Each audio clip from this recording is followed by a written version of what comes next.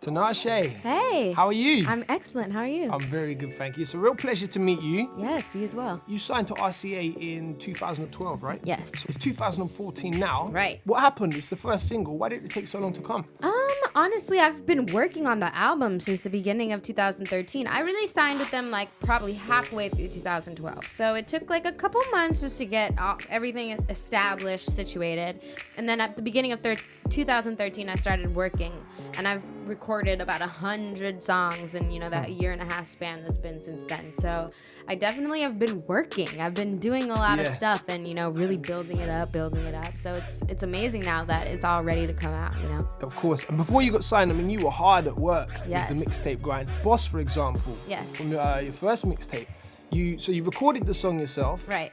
And you directed and edited the video yourself as well. Yes, it's true. How does it feel now? Obviously with the label, there's a whole bunch of people doing that stuff for you. Right. How does it feel? Are you happy to share the workload, or do you prefer to be in control? I like the support and definitely obviously all the money that they put into, creating the video and all of the great people that I've been able to work with and collaborate with and stuff like that. But definitely it's kind of like a process trying to give away a little bit of some of the control, because I have had such creative control up until this point. But it's great because I'm still super hands-on in all of the different aspects and elements that go into making the video and creating the treatments and writing the song still and making all the music. So it's still good. Now that you're signing, do you find that the work rate's lessened, or is it really stepping up? Are you really getting to work? No, I feel like it's actually getting crazier and crazier as, more people find out about it. I'm just, traveling a lot more, meeting a lot more people, and the song is really kind of taking off at radio, which is a really, really awesome thing. And in the clubs. Yes. It is, man. It's going off. It's obviously not your first record deal. You were signed as a group before. Right. How does it compare to being signed to a label as a group member to as a solo artist now? Well, it's much, much better, this situation, from a creative aspect, because like you said, or like I mentioned, it's really, really important to have that creative control, to be able to make stuff that I feel like is true to me and really represents who I am as an artist. And, in the prior situation that I had with the group, I really didn't get that creative control. So it's great. How would you feel if I said that I feel like you're like a modern day Aaliyah? I'll take it. That's a very, very nice comparison. Have you heard it before? I've heard it a few times. So okay. yeah, of all people to be compared to, she's definitely, she's an icon, and she was, very, very amazing artist. So it's great to be compared to somebody who's, I can, respect on that level. So you mentioned obviously through 2013 you've been working hard. Is the album nearly ready? It is, yes. Like I mentioned before, we've recorded over 100 songs. So at this point, Big we're album. it's 100 song album. Can you imagine? No, but we're in the final stages of picking and choosing which songs are gonna go on there, and then cleaning them all up just so that it's all perfect. But yeah, I'm really, really excited for it to come out. What's the sound of the album like? Is it really West Coast sounding like 2-1, or are you diverse? Because through your mixtapes, yes, you have a massive, a really diverse sound. Yeah, I definitely tried to keep that and the elements and the essence that I had created with the mixtapes on the album. But I just, as a creative person in general, I don't like to be stuck in one box, and I like to be able to grow and progress as an artist. So yeah, I think there's some stuff on there that may be a little bit unexpected, but it's all me, It's all just a different representation, I guess. The direction you want to go in, though. Yeah, for sure. So you got obviously Schoolboy Q's on 2-1. I heard you got A$AP Rocky on the next single. I have one, yes. I'm excited about that song. And productions from, I heard Mike Will Made It, obviously DJ Mustard. Yes.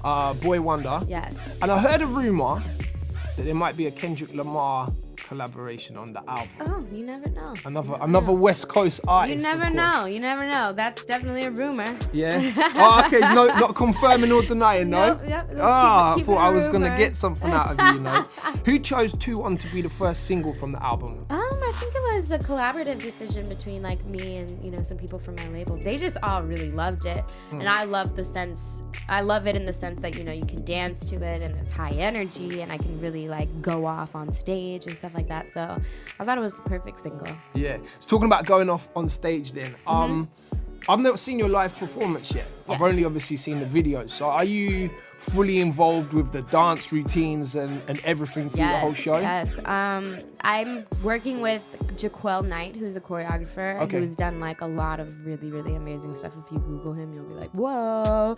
But it's really, really incredible to be creating this live show and to be finally, you know, moving the music from like an internet space to something that's visual that people can really like sit around and watch and appreciate. So it's exciting. Yeah, the first video I saw of yours was 2-1. And that, I mean, from that, I was like, whoa. Yeah. And I had to go further and see the other ones. And I need to research. Yeah, there's some crazy videos, man. Do you see yourself as like a dancer that can sing really well or a singer that can dance really well?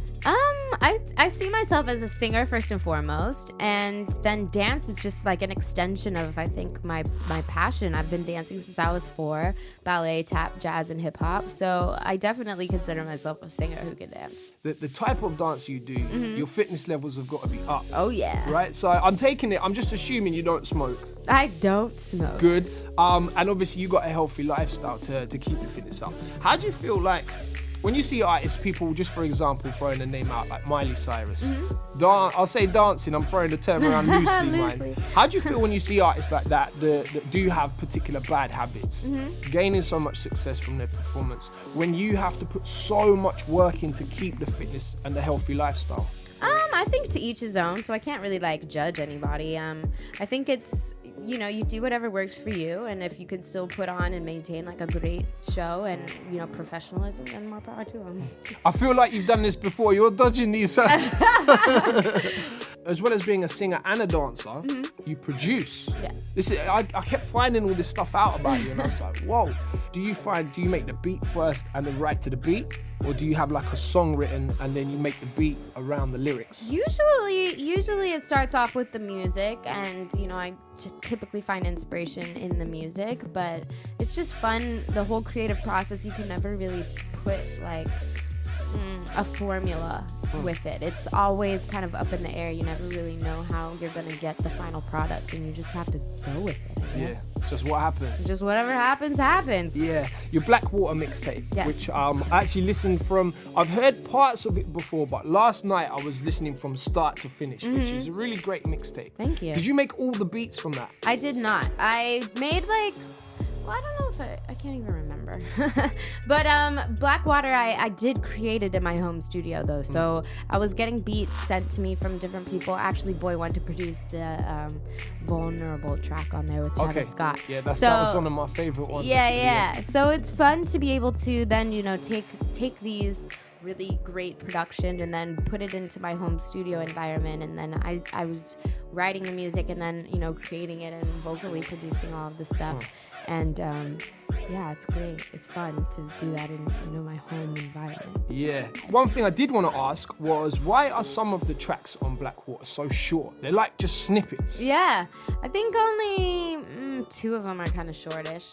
But Ain't Ready, the last song on the tape, that was kind of a conscious decision because that was the theme, you know. It's about they're not ready for the rest of it, you know. So I wanted just to cut it off very abruptly, and people to be like, wait, what happened? What happened? I had to double check that I didn't just partially download it. It was mad.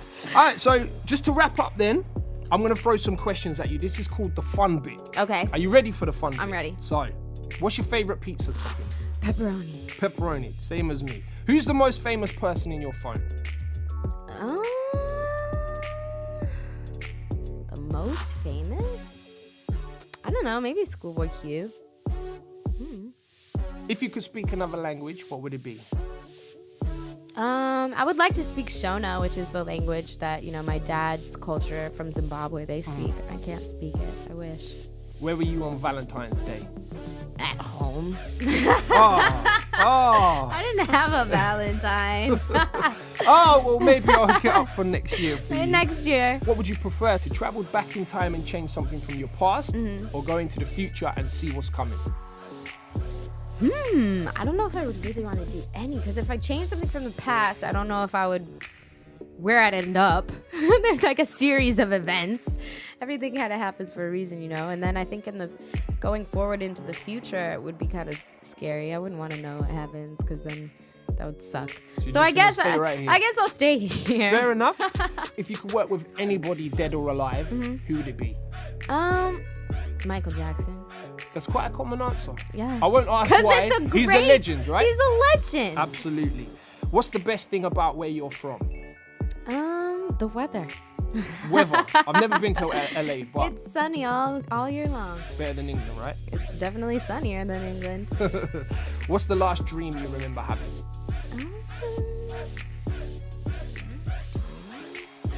Oh, I think it was like a couple of weeks ago. I was like sleeping in the car. We were doing promo and like driving somewhere, and my manager was on the phone talking about like a song I was doing, and I was dreaming about it at the same time. So just life playing out in a dream, right? Yeah, because I think I could hear him, so it was like coming through into my dreams. Yeah, I get that. And the last one, Jay-Z or Drake? Ooh, sorry, Drake, Jay-Z. I like it. Tinashe, it's been a pleasure. Is there a release date for the album? There's not a set date, but it will be out this year, And this something summer. I forgot to ask, is there a name yet for the album? Yes, it's called Aquarius. Aquarius. Yes, Nice. look out for that. I like it. It's been a pleasure. Thank you so much. I hope you enjoy the rest of your time in England. Yes, I will. And we'll link up next time you're here, right? Absolutely. Good stuff. It's DJ Dubl. I'm here with Tinashe.